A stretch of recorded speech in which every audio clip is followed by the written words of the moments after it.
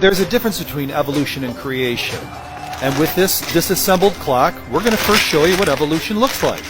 The positive mutation, natural selection, and time, and environmental pressure, we eventually, after 3 billion years, get an assembled clock. With creation, though, it works a little differently. Let me show you how it works. Clock.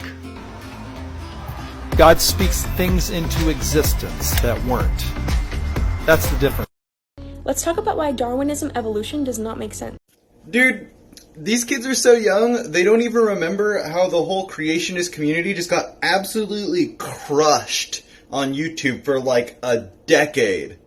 I guess I have to do a whole history of this, because it's actually really relevant to modern day politics. So that's the next series. We're doing history of internet stuff and the death of creationism. If you're a Christian, or you had Christian friends growing up, or even if you were raised in a Christian household, there's probably a big chance you've heard of this up here. It's basically a big debate among Christians and non-believers as to which theory is true, evolution or creation. I've heard arguments being thrown every which way for this debate, and today I would like to throw in my own argument. Before we go forward, I would like to say that I don't want to use this video as a critique of other people's beliefs. I just want to throw in my own piece of the puzzle. I want to figure out what's going on. This is also not a means to switch you either way or another. I'm just trying to give you a new line of thinking. That being said, I am a Christian. Let me finish! Okay, so I am a Christian, but I don't immediately use that to discount the theory of evolution. There is so much evidence that supports the theory of evolution that even the Catholic Church can't ignore. So which is it?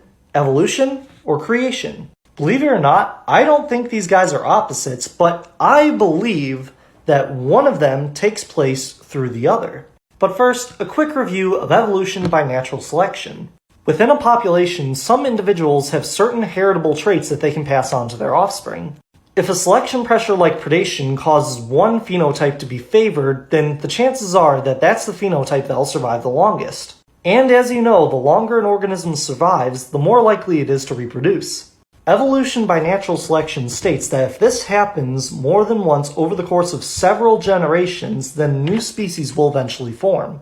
There's just one catch to this. God created the heavens and the earth over the course of 7 days. That's it, no more, no less. But we also need to remember that someone or something as powerful and as ancient as God could perceive time a whole lot differently than we do. One day to an always present, all-seeing, all-powerful God could be millions, maybe billions of years to us. And here lies the main point of my argument. If God is an all-powerful being and he can see into the future, he can see the consequences of the actions he has yet to perform. Therefore, God must be using natural selection as a tool. He didn't just look at a block in dirt and say, "You're a llama now." He simply reached down and created the perfect conditions by which a new species could arise, and that way he creates new species. And when you take into account that God's days could last millions upon billions of years longer than our own, that actually makes a lot of sense. But that's just a theory, though. That's a question that I'll have for him when I get there. I mean, at least I hope I get there. My search history is not doing me any favors right now. For all the people that don't believe in evolution, explain this. A natural response for when we are surprised, impressed, amazed by something is what? Ooh, ooh, ooh, ooh, ooh, ooh, ooh, ooh. And when we find something funny, we say, ha, ha, ha, ha, ha, ha, ha, ha, ha, ha, ha. Like, yo, it's not a coincidence. Third time's the charm, right? If I call you a bitch, you gonna call me a bitch back. Because why?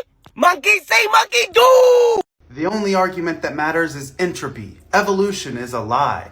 Alright, so I get this a lot and I get it. You were probably honestly taught that. For example, Free Christian Teaching TV says that evolution is impossible. Problems with the first and second laws of thermodynamics. In here it says evolution contradicts the second law of thermodynamics, and the theory of evolution, and it's proposed that simple life evolved into more complex life forms by spontaneous generation. First off, that's already a lie. We don't say that. We have abiogenesis. That's way past spontaneous generation. which was the idea that like flies could arise from meat. So they're already being misleading. Both Darwin's theory of evolution and the spontaneous generation model both directly contravene the law of biogenesis. Oh, and the law of biogenesis, that's not a thing either. There is no law of biogenesis. Kent Hovind says, whenever there is an exchange of energy, there is something lost. The second law of thermodynamics tells us that everything tends toward disorder. If you leave something alone for a while, it's going to rot, rust, die, fall apart, or break down. Nothing gets better by itself. And this is exposing Kent Hovind himself, who a lot of young Earth creationists especially consider an expert and call Dr. Kent Hovind. This is exposing his lack of actual scientific education. And that's because this idea that they're pushing that the second law of thermodynamics somehow counters evolution, they never mention the fact that the second law of thermodynamics, the entropy that they are talking about, that only occurs in a closed system, a system that isn't getting energy from anywhere else. Now, I could ask this question to a third grader. I could ask, is Earth a closed system, or do we get energy from anywhere else? And I bet you a third grader could tell me that the Earth gets energy from the sun. So the Earth is an open system. Life uses energy from the sun.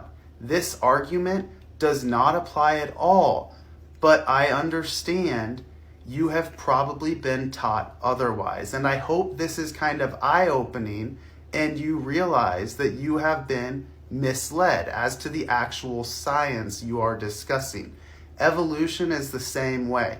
You have been taught an extremely misguided version of evolution. So if you want to learn more about evolution, one of the coolest sciences on Earth that is supported by biology, geology, chemistry, you should follow my page.